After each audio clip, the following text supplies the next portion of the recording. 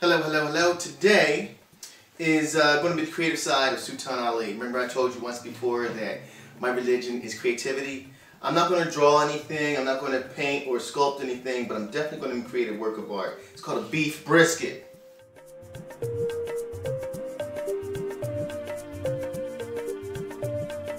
It takes hours and hours and hours, if you do it right, to cook a beef brisket.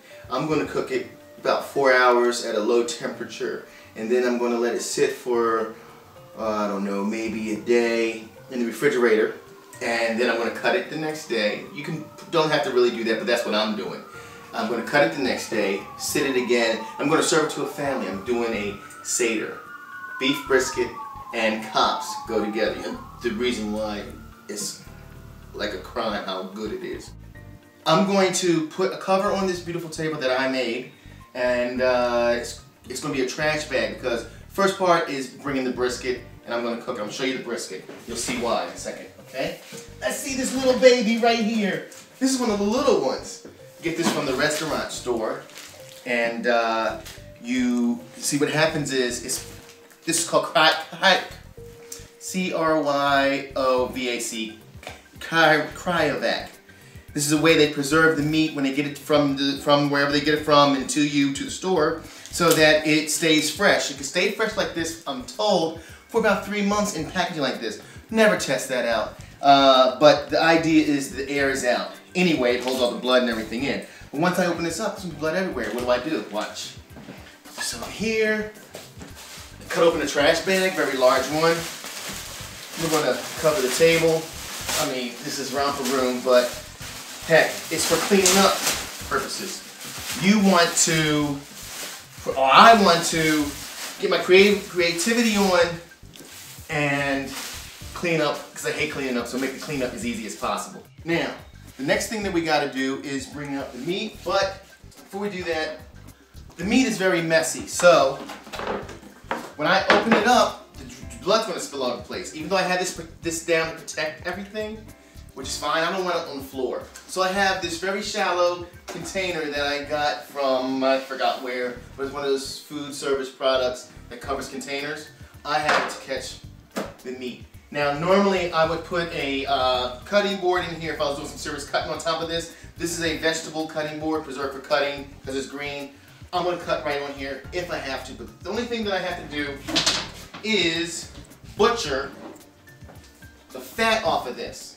Now, most people don't believe in butchering the fat off of brisket. They like to cook the brisket or braise it inside of a pot with liquid and cover it for hours with the fat on it. I like to cut the fat off and save the fat and put it on top because I don't like cutting the fat after it's already cooked. I like cutting it before it's cooked. The fat actually does tenderize the meat and of course creates a lot of fat. So I like to have the fat already done while the product's still cold. And okay, here we go. We're cutting into this. It's gonna be blood. If you're scared of blood, this is the time to close your eye. This is real blood. Now, one of the things that you, of course, will need is a sharp knife. This is the knife that I'm using. Usually has a little tip up on top and shaped like a long diamond, but this will do the job. I like to use gloves because it's quick for person that multitasks. Say you got to get on the internet or something like that, or change the channel on the TV. See the TV? You gotta change the channel on the TV because it's a stupid commercial you just can't stand.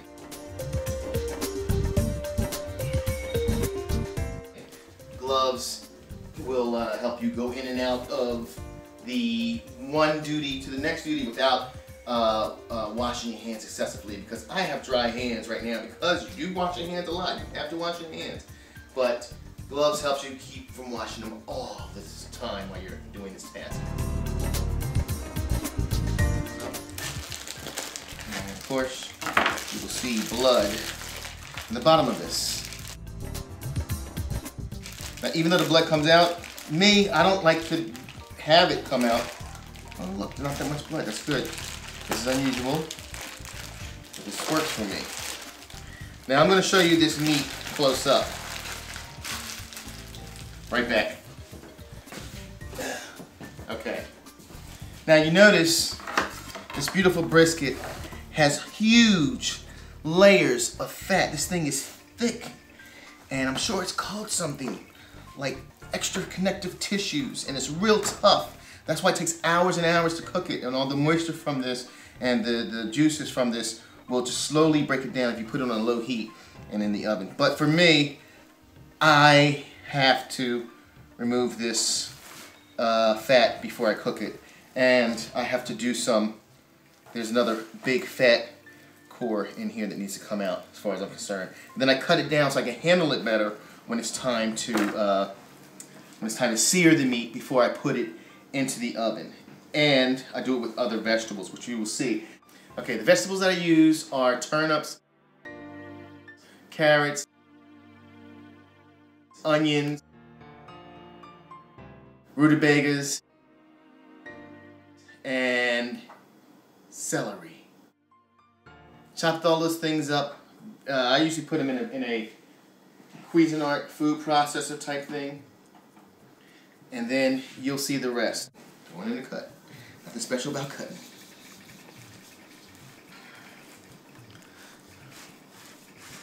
Why leave all this? Why?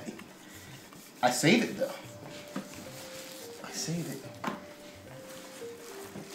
And another important safety tip is to try to cut away from you, not towards you, so that there's no accidents. And you can't tell the difference between brisket and finger. There's probably a better way. I'm not classically trained. I just trained myself, and I'm pretty good at what I do creatively. Food is another canvas that I work on.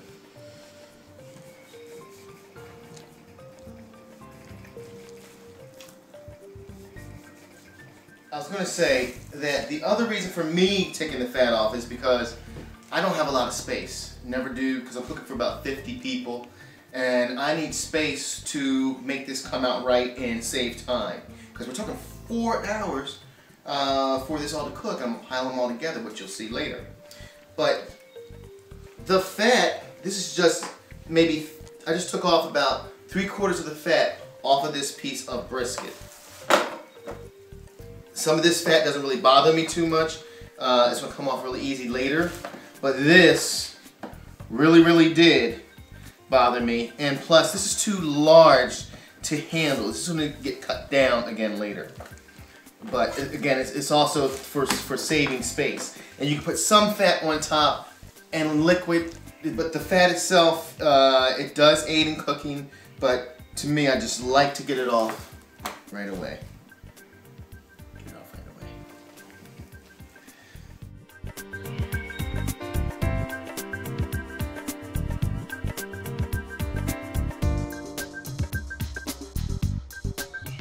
So I cut all this fat off here. Jewel and I figured it's like 1/3 of the meat itself. But again, I'm not throwing this fat away. A lot of this fat is valuable. There's a lot of flavor in here. Don't try it raw. It's not cigar full flavor, but it's definitely gonna put some flavor on the filet after, or the brisket after we put it into the oven and cover it. But we're gonna use this as flavor. Just like seasoning salt, we're gonna use this. We're not getting rid of it. It is still valuable. All right, cutting the brisket. It is advised that when it's done, you cut, this is the grain, you see these lines going this way. Let's see, I'm turning the other side. These lines, this is the grain. When you cut it for serving, you cut it against the grain. Like this, pow. But for cutting it to handle, I'm gonna cut with the grain or against the grain, all depending on whatever the heck I wanna do. Just because there are some rules, you can make rules. It's called creating. Pretty sharp point. Pretty sharp point. Pretty sharp point. Okay.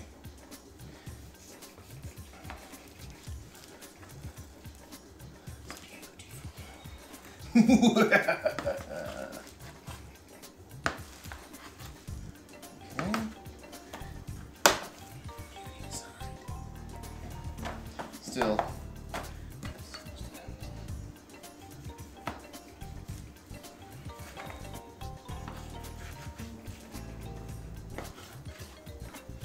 Against width.